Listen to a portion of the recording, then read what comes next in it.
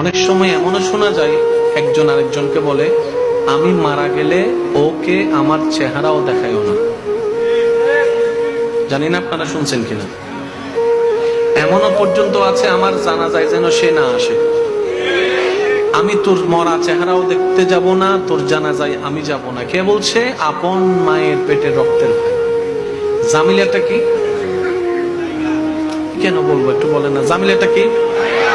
এমন কোন বড় ভাই যদি আমার কথা শুনেন, এই মুহূর্তে আপনি আপনার ছোট ভাইয়ের কাছে যান, ছোট ভাইয়ের ঘরে যান, বেশি দূর হবে না হয়তো।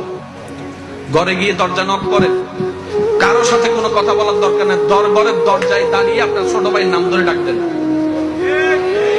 ছোট ভাইয়ের নামটা ধরে ডাকতেন, সমস্ত ইগোকে, আত্মসম্মানকে পিছনে ফেলে। আপনি বড় ভাই না, ডাকতেন না একবার। যদি সে না আসে, আপনি রুমের ভিতরে যান, আপনার ডাক শুনে উনার স্ত্রী হয়তো সেভ হয়ে যাবে, বড় ভাই এসেছে। তাহলে এখানে লজ্জার আর কোনো কিছু নাই। যাইয়া ছোট ভাইকে একটু জড়াই ধরেন তো, 3টা মিনিট জড়াই ধরে রাখেন, দেখি কতক্ষণ ছুটতে পারে।